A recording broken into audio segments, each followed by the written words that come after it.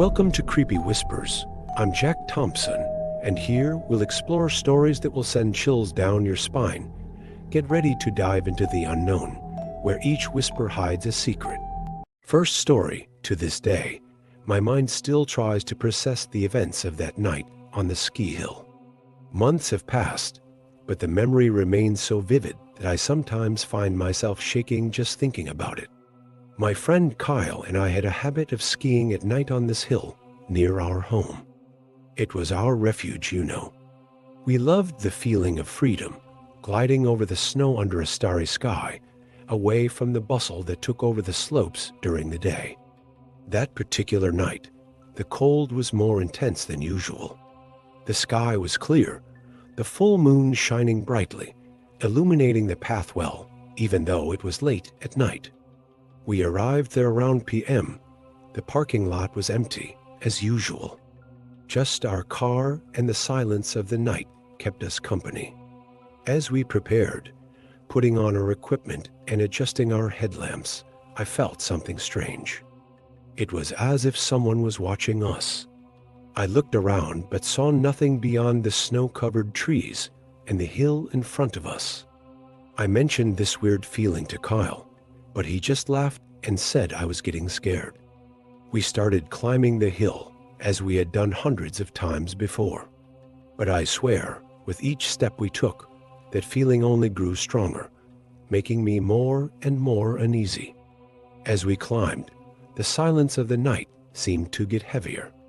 The only sound I could hear was the snow crunching under our skis and our heavy breathing from the effort. Suddenly, I heard a branch break to our right. I stopped immediately and pointed my flashlight in that direction. Kyle also stopped, asking what had happened. "Didn't you hear that?" I whispered, still scanning the darkness with a beam of light. I didn't see anything at first, but then, I swear I saw two red dots glowing among the trees, like eyes staring at us. My heart raced immediately. Nudging Kyle, I pointed in the direction of those red dots. He tensed up beside me, finally realizing something was wrong. It must be just an animal. He tried to rationalize, but his trembling voice betrayed his nervousness. We stood paralyzed for a few seconds, not knowing what to do. That's when we saw a figure emerge from behind the trees. It was a man, but something was wrong with him. He was tall, very tall, and too thin to be natural. He wore dark clothes that blended in with the night, but what scared me the most were his eyes. They really glowed an intense red, like burning embers. At that moment, I felt my blood freeze. The man didn't move. He just stood there, staring at us with those bright red eyes. I wanted to scream, run, do anything, but my body simply wouldn't respond. It was Kyle who broke the silence, whispering urgently, "Let's go down now." Without thinking twice, we turned our skis and started descending the hill as fast as possible. The icy wind cut my face as I zigzagged between the trees, my heart beating so hard it felt like it was going to explode. I didn't dare look back, afraid of what I might see. The descent seemed to last an eternity. Every shadow, every movement in the trees made me imagine that strange figure chasing us. At one point, I swore I heard rapid footsteps behind us, as if someone or something was running in our direction. Panic took over me, and I ended up losing my balance, falling face first into the snow. Kyle stopped a few meters ahead, shouting my name. I got up in a jump, ignoring the pain of the impact, and continued descending. Somehow, we managed to reach the parking lot in record time. We dropped our skis on the ground and ran to the car, our hands shaking so much I could barely fit the key in the ignition. As soon as the engine started, I took off with the car, tires skidding in the snow. Kyle was panting beside me, frantically looking through the rearview mirror. "Do you see anything?" I asked, my voice coming out shaky and high-pitched. He shook his head, unable to speak. I drove like a madman through the empty roads, wanting to put as much distance as possible between us and that hill. Only when we reached the city, with the street lights and some people still walking around, did I start to calm down a bit. We stopped at a 24-hour gas station, more to catch our breath than anything else. We sat there in the car for a good few minutes in silence, trying to process what had happened. Kyle was the first to speak. What the hell was that? I had no answer. I tried to rationalize, think of some logical explanation. Maybe it was just some weird guy playing a prank, or we had imagined everything because of the dark and the cold. But those eyes, those red eyes seemed too real too. Inhuman. And the way he moved, or rather, didn't move. It was as if he had appeared out of nowhere and then vanished into the darkness. The more I thought about it, the less sense it made. In the days that followed, I couldn't stop thinking about what happened. I tried to follow my routine normally, but it was as if a dark cloud hung over me all the time. I couldn't sleep properly, always waking up in the middle of the night with a feeling of being watched. During the day, I caught myself looking over my shoulder frequently, expecting to see that strange figure in some corner. I talked to Kyle several times about that night, trying to make sense of what happened. He was as disturbed as I was, but he tried to hide it, saying it was probably just our imagination playing tricks on us. A week later, we decided to return to the hill during the day. We needed to see the place in daylight, try to find some evidence of what we had seen. We arrived there around noon, the place completely different under the sunlight, with several people skiing and having fun. We climbed to the point where we had seen the man, examining every tree, every bush. We found nothing out of the ordinary, no trace, no sign that anything strange had happened there. This should have reassured me, but it only made everything more unsettling. How could something so vivid, so frightening, leave no mark? Even without finding physical evidence, Kyle and I decided it was better not to go back skiing at night on that hill. The feeling of fear and discomfort was too strong to ignore. We tried to tell some friends about what happened, but most of them laughed or thought we were exaggerating. Over time, we stopped talking about it, but the feeling of unease never completely went away. Sometimes, when I'm alone at night, I still feel the chill down my spine, as if those red eyes could appear at any moment. Months have passed since that night, and to this day, I haven't been able to find a rational explanation for what we saw. I try to convince myself that it was just an illusion caused by fatigue and darkness, but deep down, I know that what we experienced was too real to be imagination, that figure, those eyes, the feeling of being watched and chased. All of this was etched in my memory in a way that I can't erase. I don't know if I'll ever understand what really happened on that hill, but one thing is certain. I'll never look at a winter night the same way again. And whenever I see the full moon illuminating the snow, I can't help but feel that there's something out there, something we don't understand, waiting in the shadows. Second story. That night at the ski resort changed my life forever. I was 17, working the night shift at the reception desk, my first real job. Usually, I loved the tranquility of the early hours, with snow falling outside in the quiet lobby. But that specific night, something felt off. From the moment I arrived, I felt a strange unease, as if invisible eyes were following me. The shift went by without major events, few guests around, and only a few calls to answer. When the clock struck a.m., time to end my shift, I was eager to get home and rest.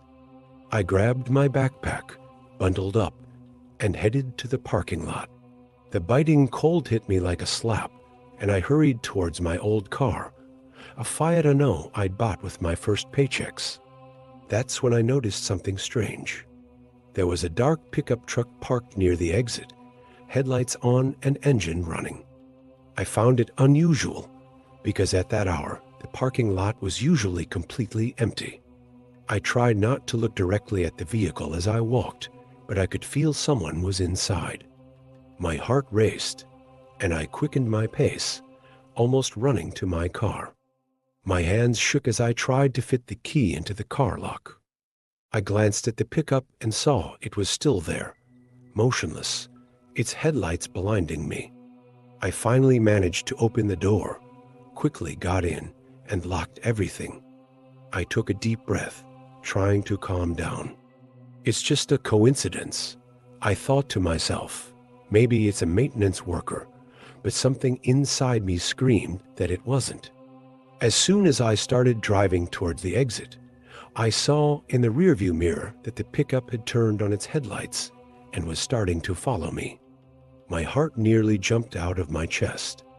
I stepped on the accelerator, thinking of going straight home, but changed my mind at the last second. What if this guy followed me there? I couldn't risk it. So, instead of turning right at the resort exit as I normally would, I turned left towards the national park. The road cutting through the national park was dark and winding, surrounded by tall pine trees that seemed to swallow the headlights. I drove as fast as I dared, considering the tight curves and ice on the road. My eyes frantically alternated between the road ahead and the rearview mirror, where the pickup's headlights remained threateningly close. My heart was beating so hard I could hear it above the engine's roar. Suddenly, I saw a small dirt road opening to the right. On impulse, I turned sharply, almost skidding on the accumulated snow. I turned off the headlights and continued advancing in the darkness, guided only by the moonlight filtering through the trees. I prayed that the pursuer hadn't noticed the maneuver and would keep going straight. I drove for a few minutes in that scary darkness, feeling every bump on the dirt road. Then, I found a small clearing and stopped the car, turning off the engine. The silence that followed was deafening. I sat there, paralyzed, barely daring to breathe, waiting. The seconds seemed to drag on like hours. Had I managed to shake off that lunatic? Or was he nearby, looking for me? I stayed there for what seemed like an eternity, my heart in my throat and my ears alert to any suspicious noise. The silence of the forest was broken only by the wind whispering through the trees and the occasional hoot of a distant owl. Gradually, I started to calm down a bit, but I didn't dare start the car yet. What if the engine noise gave me away? I decided to wait a little longer. I took this moment to finally grab my cell phone from my backpack, but of course, there was no signal in the middle of nowhere. Typical. That's when I heard it. A distant engine sound. My blood instantly froze. The noise got louder, closer. I tried to convince myself it could be anyone. A local resident maybe, but something told me it was him. The pursuer. I saw the glow of headlights passing on the main road below. It seemed he was going back and forth, as if looking for something. Or someone. Me. Panic took over me. My whole body was shaking, and I could taste the metallic flavor of fear in my mouth. The sound of tires on the dirt road was getting louder and louder. I knew I had to make a quick decision, stay hidden and hope not to be seen, or try to escape again. My mind screamed for me to stay still, but my survival instinct spoke louder. With trembling hands, I turned the key in the ignition. I returned to the main road at a speed that, under normal conditions, I would never have dared to reach. The NO rattled and I struggled to maintain control on the curves. In the rearview mirror, I saw the pickup's headlights appearing behind me, quickly gaining ground. My old car was no match for that monster. Tears started streaming down my face as I muttered pleas for help, as if someone could hear me. The chase continued at a dizzying speed. I could barely see the road ahead, tears blurring my vision. The NO groaned in protest each time I stepped harder on the accelerator, exceeding all speed limits. The pickup was getting closer and closer, its headlights illuminating the entire interior of my car. I could feel the despair growing inside me, suffocating. That's when I spotted a sign indicating a rest area just ahead. Without thinking twice, I made a sharp turn to enter the rest area. The tires skidded, and for a moment, I thought I was going to flip over, but I managed to maintain control. I parked the car haphazardly and jumped out, running towards the emergency phone that, thank God, was there. My legs were shaking so much I could barely stand. As I ran, I heard the roar of the pickup entering the area. My heart felt like it was about to explode. The sound of a voice on the other end of the line was like music to my ears. "Emergency, what's your situation?" asked a woman with a calm voice. The words poured out of my mouth in a desperate and almost incoherent rush. I talked about the chase, about the fear, about being lost in the national park. The operator tried to calm me down, asking for more details, but I could barely form complete sentences. That's when I heard it. The sound of approaching footsteps abruptly ceased. The silence that followed was almost palpable. With my heart in my throat, I turned slowly. There was no one there. The rest area was completely empty, except for my poorly parked car. There was no sign of the pickup truck nor the pursuer. It was as if everything had been a hallucination. I stood there, paralyzed, the phone still glued to my ear, the operator calling my name. Third story, I'm still shaking remembering what happened last night. I've been a snowcat operator at a ski resort for 5 years, thinking I'd seen it all.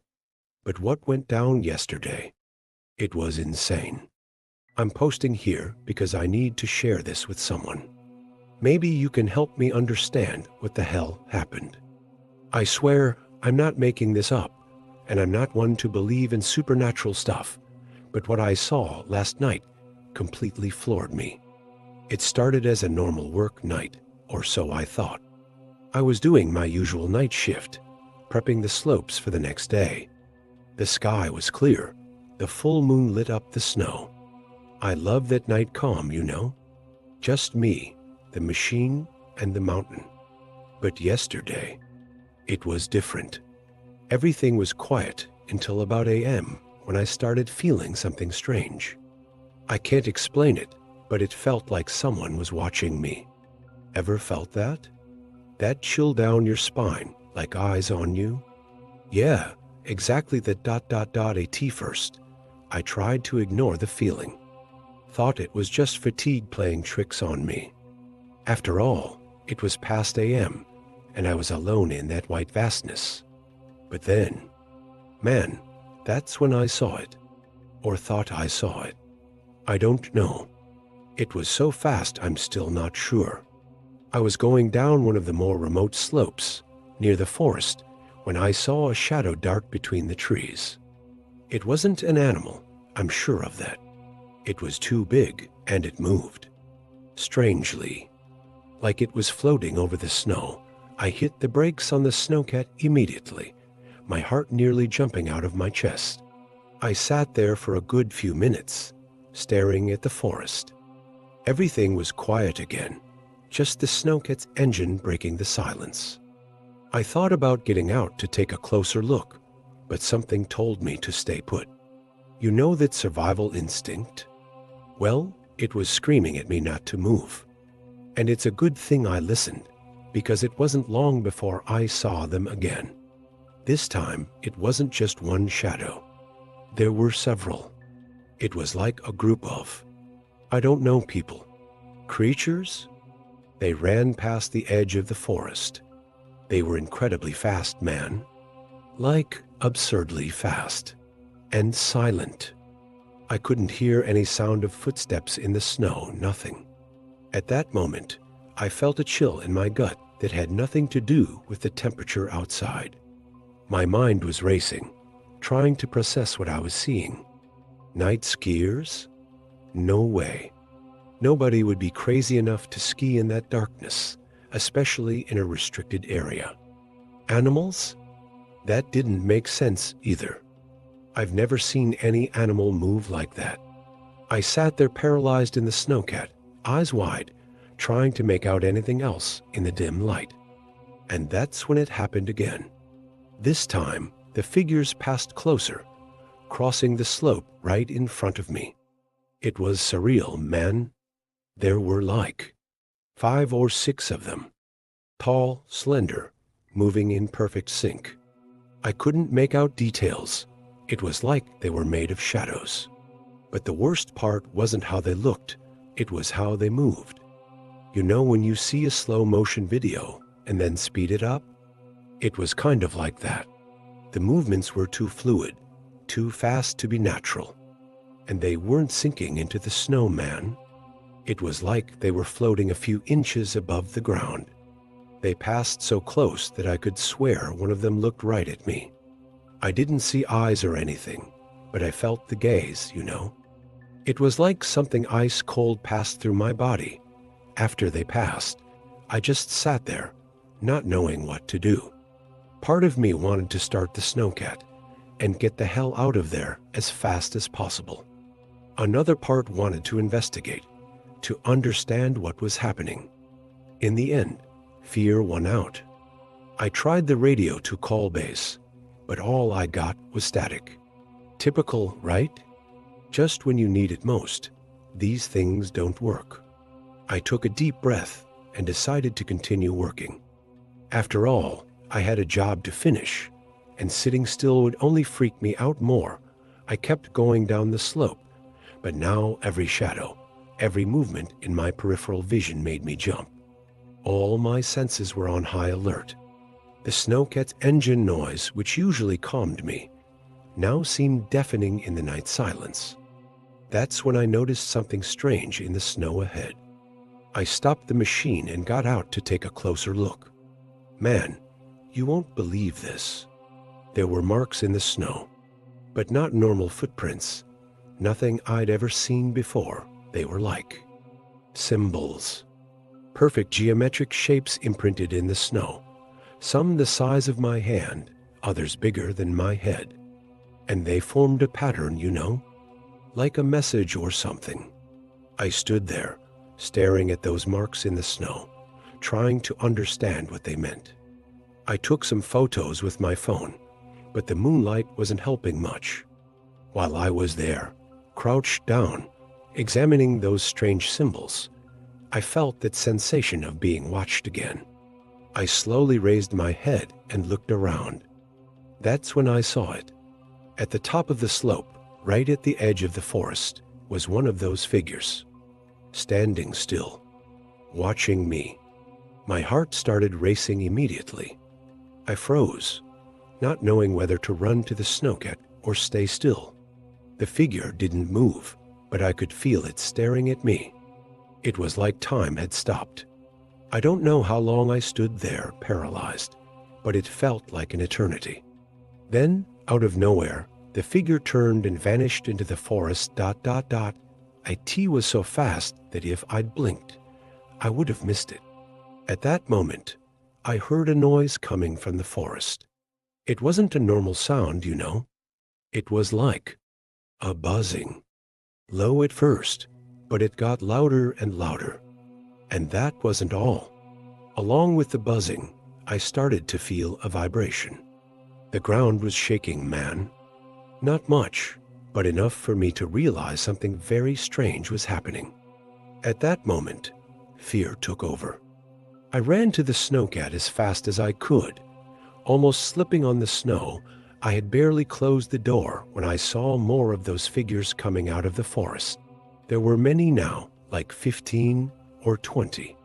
They moved in formation, as if they'd rehearsed it. The buzzing got louder, and the vibration stronger. I tried to start the snowcat, but it wouldn't turn over. I tried once, twice, 3 times. Nothing. The dashboard was flashing like crazy, the gauges going haywire. I'd never seen anything like it. As I struggled with the snowcat, the figures were getting closer. They weren't running, but they moved fast, gliding over the snow. The buzzing was deafening now, and I could feel the vibration in my teeth. That's when I noticed a strange light coming from behind the trees. It was a pulsing blue glow that kept getting stronger. The figures suddenly stopped, all turned towards the light.